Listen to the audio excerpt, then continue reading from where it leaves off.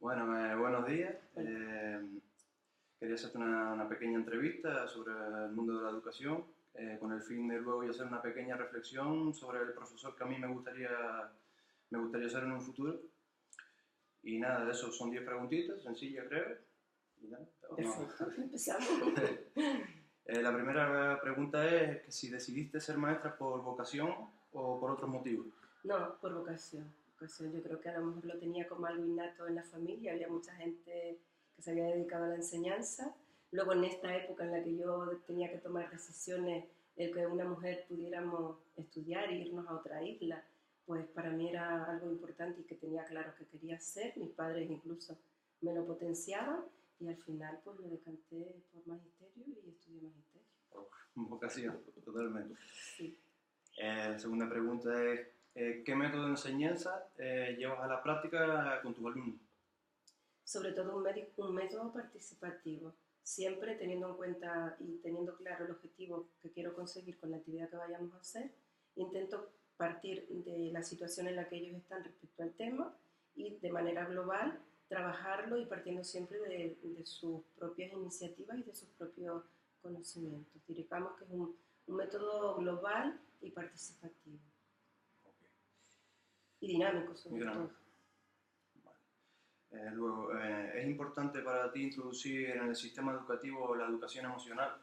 Por supuesto, es fundamental porque nosotros somos emoción y si realmente tenemos la posibilidad de aprender cómo somos emocionalmente y poder nosotros, digamos que autogestionar nuestra propia emoción, en el fondo estamos remando en positivo y todo lo que intentemos hacer pues va a salir con más éxito. Entonces la educación es fundamental. No podemos olvidar que el ser humano, la persona, somos emoción, Sí, entonces es importante tenerlo en cuenta. Okay. Siguiente pregunta. Desde mi punto de vista siempre. Evidentemente, y de mi experiencia de 30 años en el aula. aula, me lleva a pensar y decir lo que te estoy diciendo. Okay. Luego, ¿ves importante tener en cuenta las inteligencias múltiples?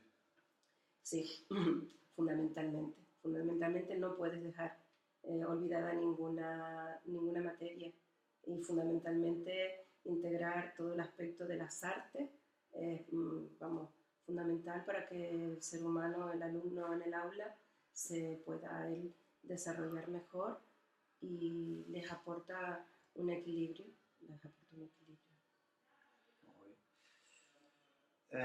Siguiente pregunta es si tienes en cuenta a la familia como aspecto fundamental para la educación integral de los alumnos.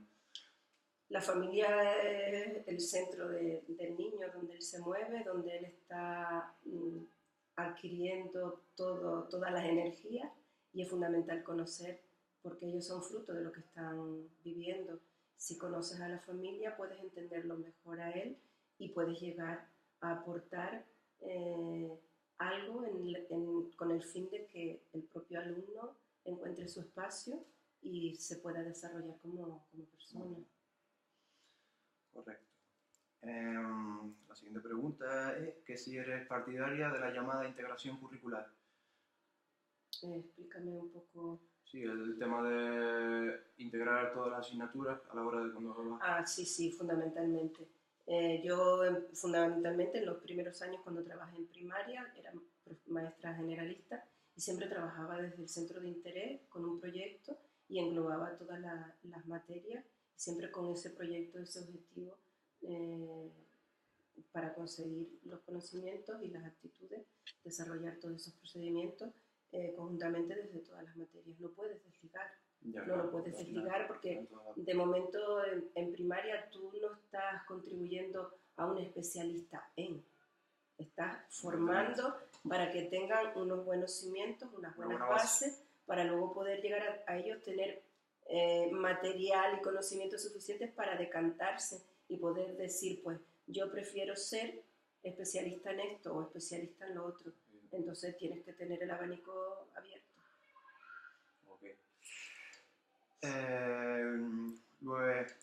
¿Cómo valora el trabajo colaborativo con los compañeros docentes? Fundamental.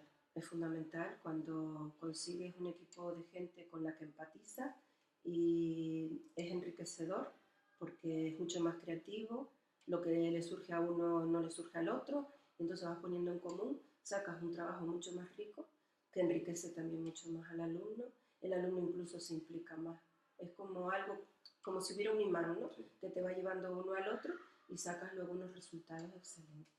Es fundamental poderlo poner en práctica, no siempre se puede, no siempre es fácil, pero siempre hay que intentarlo, siempre hay que intentarlo.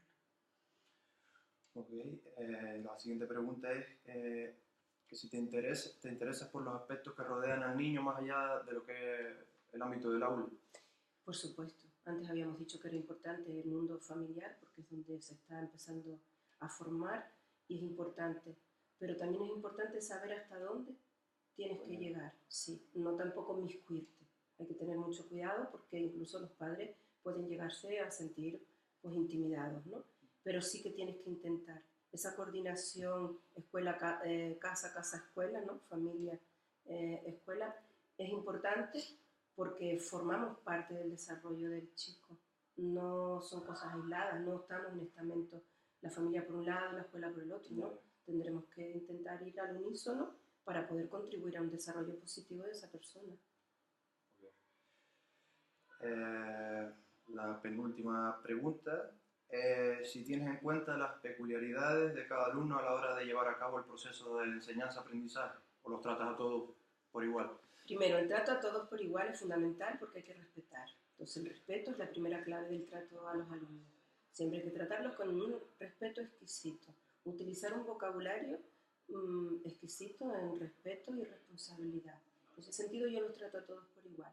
Después, cuando ya entramos en temas académicos de cuestiones de contenido, cuestiones curriculares, evidentemente hay que tener en cuenta la diversidad. No todos tienen las mismas capacidades ni las desarrollan por igual.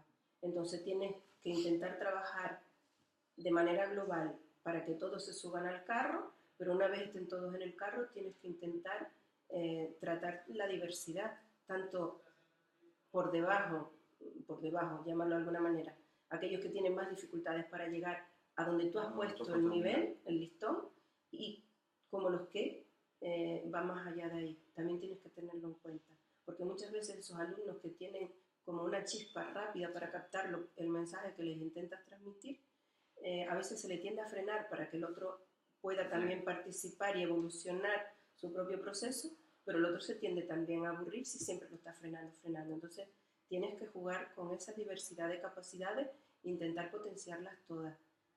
No es fácil, es un trabajo bastante arduo en el sentido que tienes que tener en cuenta muchas variantes, pero lo tienes que tener en cuenta, porque si no, una clase plana a lo mejor es lo más cómodo.